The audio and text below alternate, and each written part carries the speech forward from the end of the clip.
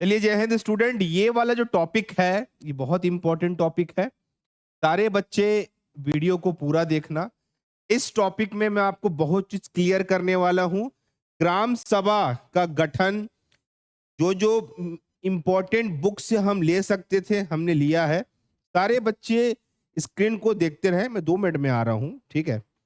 देखो, ये जो टॉपिक है, इस टॉपिक की बात हम अगर करते हैं, इस टॉपिक की बात करते हैं, ये टॉपिक है ग्राम सभा का गठन।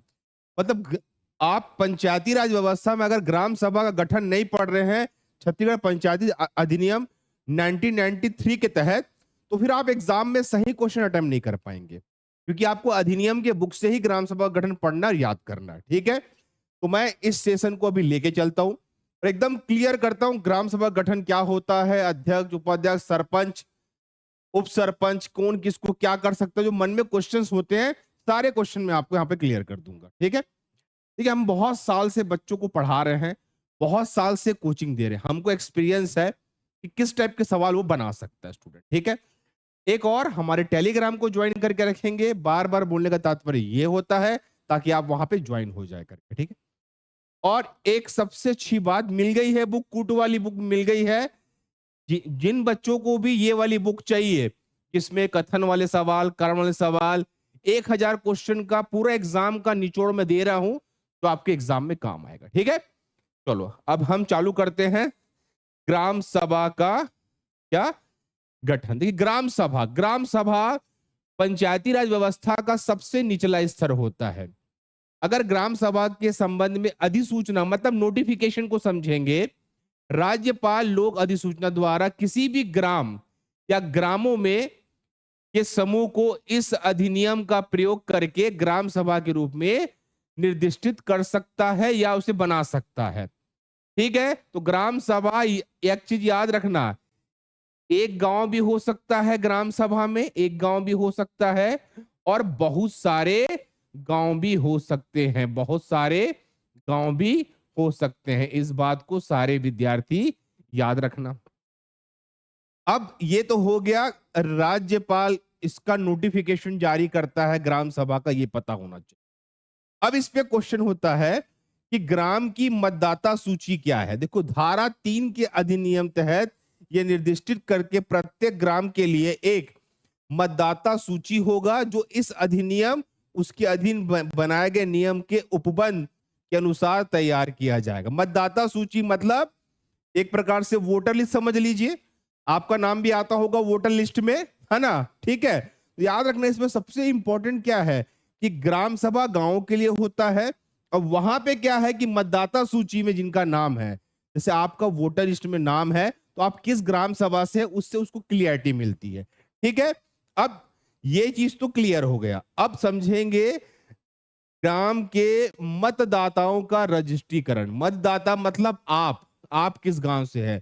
ऐसे प्रत्येक व्यक्ति उस ग्राम से संबंधित विधानसभा निर्वाचक नामावली में रजिस्ट्रीकृत किए जाने के लिए हो, जिसका नाम उसमें प्रविष्ट हो और उस ग्राम की मामूली तौर पे निवासी हो, उस ग्राम के मतदाता सूची में उसका नाम रजिस्ट्रीकृत किया जाने का हकदार होगा। अपने एग्जाम्पल में समझेंगे, राम एक व्यक्ति है जिनका नाम मतदाता सूची में है। अब मान लो राम कहाँ रह रहा है, राम जहां पे रहता है वहां पे उसका निवास स्थल है, वहां पे वो किराए से भी रह सकता है, उसका निवास स्थल है।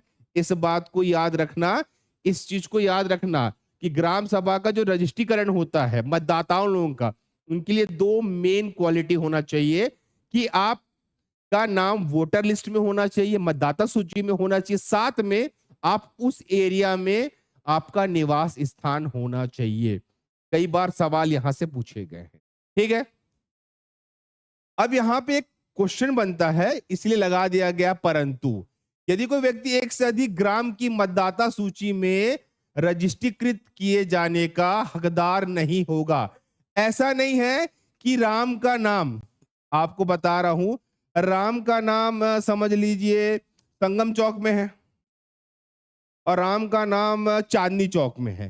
भाई ऐसा नहीं हो सकता, सिर्फ इसका नाम एक जगह ही हो सकता है 10 जगह नाम नहीं हो सकता। कोई व्यक्ति मतदाता सूची में रजिस्ट्रीकृत किए जाने पर हकदार नहीं होगा यदि वह किसी अन्य स्थानीय प्राधिकारी से संबंधित निर्वाचक नाम वाली में रजिस्ट्रीकृत है। मतलब अगर राम ऑलरेडी संगम चौक में रजिस्टर्ड है तो उसका नाम चांदनी चौक में रजिस्ट्रीकृत नहीं किया जाएगा। जो जहां से रजिस्टर्ड है वो वहीं का रहेगा। ये भी एक प्रक्रिया होती है। अगर सवाल पूछा यहां से तो आप यहां से जवाब दे सकते हो। ठीक है, आगे चलते हैं। आगे आएंगे तो आप एक स्पष्टीकरण समझा रहा हूं। अभिव्यक्ति मामूली तौर पे निवासी का अर्थ वह होगा जो उसके लोक प्रतिनिधि अधिनियम 1950 की धारा 20 में दिया गया हो, किंतु इसके उपरांत अध्ययनी रहते हुए उसमें किए जाने वाले निर्वाचन क्षेत्र के प्रति निर्देश इस प्रकार का अर्थ लगाया जाएगा कि वो ग्राम के प्रति निर्देश होगा। देखो साफ साफ समझना, मामूली निवास का मतलब ये होता है जो आपका प्रतिनिधि अधिनियम 1950 के धारा में दिया है। देखिए कोई भी इंसान, जैसे मैं रहता हूं या आप कहीं भी रहते हैं, तो आपका मतदाता सूची में नाम कैसे होता है? आपको ऐड करना पड़ता है ना। आप लंबे समय तक एक जगह में रह रहे हो, आपका नाम, आपके भाई का नाम, आपकी बहन का नाम, फिर आने वाले लोगों का नाम ऐड कराना रहता है। इस अधिनियम के तहत ऐड होता है। इस चीज को याद रखना, ठीक है। अब कोई भी व्यक्ति किसी ग्राम की मतदाता सूची में रजिस्ट्रीकृत किए जाने के लिए, है ना, जो आहारताएं हैं कि विधानसभा के निर्वाचन नाम वाली में रजिस्ट्रीकृत किए जाने के लिए वो पात्र हो, है ना। जैसे कि विधानसभा का चुनाव हो रहा है, उसके लिए आपका नाम पात्र होना चाहिए, तभी आप मतदाता सूची में आपके नाम की एंट्री होगी। ठीक है, आगे। अब सबसे जो प्रचलित क्वेश्चन होता है ग्राम सभा का सम्मेलन। देखिए पहला चीज तो आप एक चीज एकदम क्लियर रखिए, क्लियर रखेंगे, इस बॉक्स को क्लियर रखिए कि भैया ये सबसे निचला स्तर होता है ग्राम पंचायत। क्या होता है? ग्राम पंचायत। अब ग्राम पंचायत में जो सबसे ज्यादा क्वेश्चन पूछा गया है, ग्राम सभा के सम्मेलन पे क्वेश्चन पूछा गया है कि ग्राम सभा का सम्मेलन, ग्राम सभा का प्रत्येक 3 मास में कम से कम एक सम्मेलन किया जाएगा। देखो इंपॉर्टेंट चीज है, ग्राम सभा का प्रत्येक 3 महीने में कम से कम एक सम्मेलन किया जाएगा, परंतु ग्राम सभा के सदस्य, जो टोटल सदस्य की कुल संख्या का 1/3 से अधिक सदस्य द्वारा लिखित में अगर दिया जाएगा तो जनपद पंचायत, जिला पंचायत, कलेक्टर द्वारा अपेक्षा किया जाएगा कि ग्राम सभा का सम्मेलन अध्यापेक्ष की जाने की ऐसी अपेक्षा 30 दिन के भीतर किया जाए। अगर देखो ये तो क्राइटेरिया है कि 3 माह में कम से कम एक बार, पर अगर हमको अर्जेंट बेसिस पे ग्राम सभा का सम्मेलन चाहिए तो कुल सदस्य का, टोटल जितने भी लोग होंगे आपके उस समय मतदाता सूची में, उसका 1/3, है ना, लिखा है ना, 1/3 लोगों का लिखित में एक हस्ताक्षर होगा और उसको किसको दिया जाएगा? जनपद पंचायत, जिला परिषद या कलेक्टर द्वारा आपको रिक्वेस्ट करना है कि ग्राम सभा का सम्मेलन कराया जाए। इस बात को याद रखना। ग्राम सभा के सम्मेलन से सबसे महत्वपूर्ण सवाल यही से बनते हैं कि ग्राम सभा का सम्मेलन किस किस स्थिति में कराया जा सकता।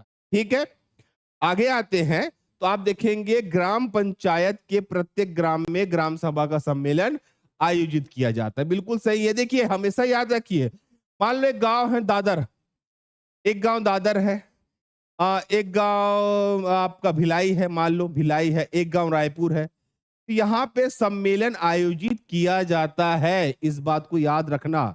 ठीक है, अब अगर आप देखेंगे ग्राम सभा के किसी भी सम्मेलन में ग्राम सभा के सदस्य की कुल संख्या एक दशम संख्या के अन्य सदस्य से गणपूर्ति होगी। मतलब 1/10 ये होना, कुल सदस्य का 1/10 होना बहुत जरूरी है, जिसमें 1/3 महिला, 1/3 महिला का होना बहुत जरूरी है। सम्मेलन तभी होगा। मतलब सदस्य का 1/10 गणपूर्ति होना, गणपूर्ति होना मतलब कुल सदस्य का 1/10 मेंबर होना चाहिए और महिलाओं का 1/3 मेंबर होना चाहिए। ग्राम सभा की बैठक में गणपूर्ति कराने का उत्तराधिकार उनके निर्वाचन क्षेत्र के अनुसार होगा। ठीक है, अब कैसे कैसे होगा, कौन बैठक के लिए बुलाएगा भाई? ठीक है, सम्मेलन का नियम तो आप जान लिए कि कुल सदस्य का 1/10 सदस्य होने चाहिए सम्मेलन में, और महिलाओं का 1/3 होना चाहिए। ये डेटा तो आपको याद होगा। अब ये सम्मेलन बुलाता कौन है, बैठक कराता कौन है, उसका अध्यक्ष कौन बनता है, मान लो अगर कोई कोई लोग गायब है तो अध्यक्ष कौन बनेगा, इस पे कई बार सवाल पूछे गए हैं। मैं आपको समझाता हूं उसको। देखो देखो, ये जो बुलाने का जो पावर है वो सरपंच है और पंच होगा। यदि सम्मेलन के लिए नियत किए गए समय पे अगर गणपूर्ति के लिए आवश्यक संख्या में सदस्य उपस्थित नहीं हुए, मतलब 1/10 कुल सदस्य का और 1/3 महिला उपस्थित नहीं हुए, तो अध्यक्षता करने वाले व्यक्ति को सम्मेलन ऐसे आगामी तारीख तथा समय के लिए स्थगित कर देगा, जैसे कि वह नियत करे कि एक नई सूचना रीति में दी गई है, दी जाए, और ऐसे स्थगित सम्मेलन के लिए गणपूर्ति आवश्यक नहीं होगी। देखो समझना, आप अगर 1/10 सदस्य नहीं ला पा रहे हो तो आपका सम्मेलन का आयोजन नहीं होगा। अलग अलग चीज के लिए आप सम्मेलन को कर सकते हो। कैसे? देखो, किस चीज के लिए आपके लिए गणपूर्ति मायने रखेगी? देखो, गणपूर्ति आवश्यक किसके लिए नहीं है? गणपूर्ति आवश्यक ऐसे चीज के लिए नहीं है जिसका चर्चा अलग है, जैसे कि वार्षिक कार्य योजना है ना, हितग्राहियों का चयन, वार्षिक बजट, लेखा संपरीक्षक, इसके लिए गणपूर्ति होना आवश्यक है, क्योंकि ये मेन काम है ग्राम पंचायत का। प्रतिवेदन, लेखा, प्रशासनिक रिपोर्ट जारी करना, इसके लिए गणपूर्ति होना चाहिए, है ना। अगर गणपूर्ति नहीं होगा तो ये चीजें नहीं हो सकेगी। पर किसके लिए गणपूर्ति नहीं चाहिए?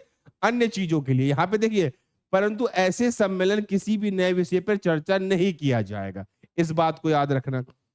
अब एक चीज याद रखना कि सरपंच इसके लिए उत्तरदायित्व होता है। कहने का मतलब, अगर 1/10 सदस्य नहीं आए और 1/3 महिला नहीं आए, इसके लिए मेन जिम्मेदार कौन होगा? सरपंच होगा, क्योंकि इसी का काम होता है। अब इस चीज को आप समझेंगे कि अंतराल पे ग्राम सभा का सम्मेलन बुलाया गया, उसके लिए ऐसे करने में अगर वो असफल होता है तो वो सरपंच पद धारण करने के लिए निहित हो जाएगा। मतलब अगर वो असफल है, वो सम्मेलन तो बुला रहा है पर लोग नहीं आ रहे हैं। आप इस पॉइंट को थोड़ा ध्यान से समझिए और नोट करिए कॉपी में कि सरपंच ने बोला कि आइए आपका सम्मेलन है, पर 1/10 और 1/3 महिलाओं का कुल जो आना है वो नहीं आ रहे हैं, इस पे सरपंच असफल रहा, तो उनकी क्वालिफिकेशन पे, मतलब उनकी योग्यता पे एक सवाल खड़ा होगा। मे भी हटाया भी जा सकता है, उसके बारे में बाद में चर्चा करेंगे। ठीक है, अब देखेंगे। अब देखिए, गणपूर्ति नहीं, अगर गणपूर्ति नहीं किसके लिए? ग्राम सभा की लगातार 3 बैठकों में अगर गणपूर्ति नहीं होती, गणपूर्ति में समझा दे रहा हूं वापस से कि कुल सदस्य का 1/10 और महिला कितनी होनी चाहिए? 1/3, पर संबंधित सरपंच पंच को नोटिस दिया जाएगा। डायरेक्ट हटाएंगे नहीं, पंच और सरपंच को नोटिस दिया जाएगा और आगे के 2 ग्राम सभा में गणपूर्ति करने के अवसर दिया जाएगा कि आप एक काम करिए, आप बुला लीजिए, आप बुला लीजिए करके उनको अवसर दिया जाएगा कि आप बुला लीजिए करके। फिर भी गणपूर्ति ना होने पर इस स्थिति में संबंधित जो पदाधिकारी द्वारा विरुद्ध पद के पृथक करने की कार्यवाही की जाएगी, परंतु इस उपधारा के अधीन अधिकारी द्वारा सरपंच के विरुद्ध कोई भी आदेश तब तक पारित नहीं किया जाएगा जब तक वो सुनवाई के लिए युक्तियुक्त अवसर ना दिया जाए। मतलब गणपूर्ति क्यों नहीं हुआ उसके कारण बताओ को नोटिस वो जब तक क्लियर नहीं करेगा तब तक उस पर कार्रवाई नहीं किया जाएगा, पर एक समय तक ही होता है। फिर कार्रवाई किया जाएगा कि गणपूर्ति करने का पूरा जो आपको वैल्यू है आपको दिया गया है, सरपंच को पंच को आप लोग क्यों नहीं कर पाए, कारण बताओ, नोटिस जारी किया जाता है इस पर। ठीक है, आगे। अब सबसे इंपॉर्टेंट पॉइंट है ग्राम सभा का सम्मेलन की अध्यक्षता। ठीक है, गणपूर्ति हो गया, मान लीजिए आपके सम्मेलन में 1/10 कुल सदस्य और 1/3 महिला का आना हो गया, मान लीजिए। अब अध्यक्ष कौन बनेगा?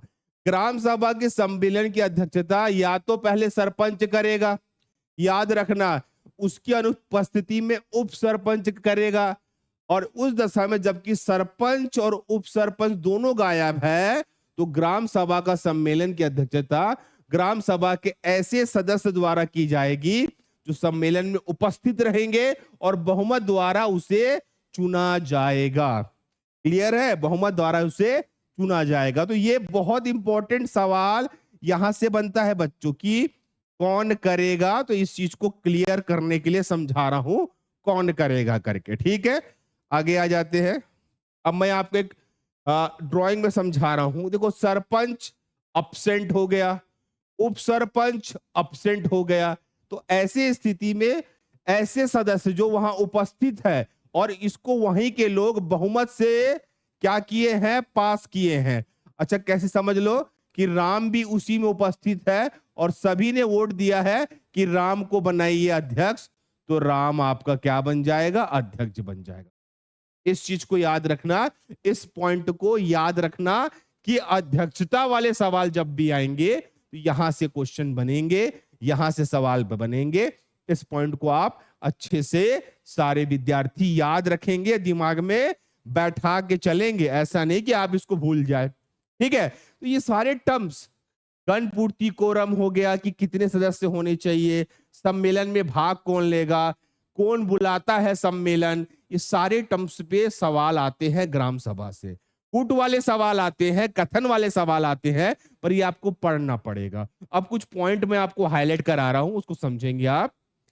पॉइंट है, यदि इस संबंध में कोई विवाद उत्पन्न होता है तो कि क्या कोई व्यक्ति ग्राम सभा के सम्मेलन में उपस्थित होने का हकदार है? कि भैया वो हो सकता है। ऐसे विवाद का निश्चय अध्यक्षता करने वाला व्यक्ति द्वारा ग्राम सभा के क्षेत्र की मतदाता सूची में प्रविष्ट को ध्यान में रखते हुए किया जाएगा और उसका निश्चय अंतिम होगा। मतलब जो परिणाम वो देगा वो अंतिम होगा, मतलब मतदाता सूची को ध्यान में रख के ही ये निर्णय लिया जाएगा। एक पॉइंट और है, देखेंगे, ग्राम सभा को यह स्वतंत्रता होगी वो ग्राम पंचायत के कर्तव्य कृत्यों को संबंधित किसी विषय पे विचार और ग्राम पंचायत ग्राम सभा द्वारा की गई सिफारिश को वो चला सकता है। ठीक है, क्लियर हो गई बातें, है ना भाई? उसके पास तो पावर है ना। और एक पॉइंट देखेंगे कि ग्राम सभाओं के बीच उत्पन्न कोई भी विवाद या ग्राम पंचायत के क्षेत्र के समाविष्ट एक से अधिक ग्राम सभाओं के संबंध में कोई भी मामला धारा 7 की धारा उपधारा 2 में निहित है, समस्त मामले उस ग्राम पंचायत के समस्त ग्राम सभाओं के संयुक्त सम्मेलन के समक्ष लाया जाएगा और धारा 8 और उपधारा 7 के अधीन संयुक्त सम्मेलन में किया गया निश्चय प्रत्येक ग्राम सभा द्वारा निश्चय समझा जाएगा। थोड़ा सा बड़ा पॉइंट हो गया, समझाता हूं। ग्राम सभाओं के बीच अगर मान लो एक ग्राम सभा है, ये एक ग्राम सभा है और ये एक ग्राम सभा है, इनके बीच आपस में कोई प्रॉब्लम हो गया तो ग्राम पंचायत के क्षेत्र से एक से अधिक ग्राम सभाओं संबंध कोई भी मामला धारा 7 की उपधारा 2 में है, समस्त मामले उस ग्राम पंचायत के समस्त ग्राम सभाओं के संयुक्त सम्मेलन, ऐसा नहीं होगा, संयुक्त सम्मेलन होगा, मतलब सभी को बुला के इस मामले को समझा जाएगा और जो निर्णय आएगा वही अंतिम निर्णय माना जाएगा। स्टूडेंट, तो ग्राम सभा के गठन को लेके जो भी सवाल आपके बनेंगे यहीं से बन सकते हैं। एक तो गणपूर्ति कोरम से बन सकते हैं, एक तो सम्मेलन कौन बुलाता उससे बन सकते हैं, एक तो अध्यक्षता कौन बनता उससे बन सकते हैं। यहीं से सवाल आपके निकल के आ सकते हैं स्टूडेंट। ठीक है, तो ग्राम सभा का गठन को अच्छे से दिमाग में याद रखिए। छत्तीसगढ़ पंचायती राज अधिनियम का यह बेस्ट क्वेश्चन है। ठीक है, और किसी भी बच्चे को कूट वाला सवाल, कथन वाले सवाल का विशाल संग्रह चाहिए तो आप हमें दिए गए नंबर पे कांटेक्ट कर सकते हैं स्टूडेंट। ये मैं 1000 सवाल बना रहा हूं जिसमें पंचायती राज व्यवस्था, ग्रामीण विकास की योजना, है ना, और आजीविका मिशन के सारे सवाल मैं इस पे कवर करवा रहा हूं स्टूडेंट। और अगर तब भी कुछ नहीं करना है तो टेलीग्राम ज्वाइन करिए, क्या समस्या, वहां पे आपको क्लासेस के लिंक प्रोवाइड होते रहते हैं जिससे आप अपनी तैयारी अच्छे से कर सको स्टूडेंट। मैंने आज क्लियर कर दिया आप लोगों को और हमने बहुत सारे बच्चों को पढ़ाया, ऑलरेडी बहुत सारे बच्चे मेरे पास पढ़े हुए हैं ऑफलाइन क्लासेस में, ऑनलाइन में भी बेचारे पढ़ते हैं। बस तैयारी आपको करना पड़ेगा, मेहनत आपको करनी पड़ेगी। इस वीडियो में इतना ही। ओके बाय, टेक केयर बच्चों, तैयारी रखिए, तैयारी ना छोड़े, मेहनत करिए, लगे रहिए, समय के साथ सफलता आपको मिलेगी। ओके बाय, धन्यवाद। नए हैं तो सब्सक्राइब जरूर करना। ओके बाय, टेक केयर बच्चों।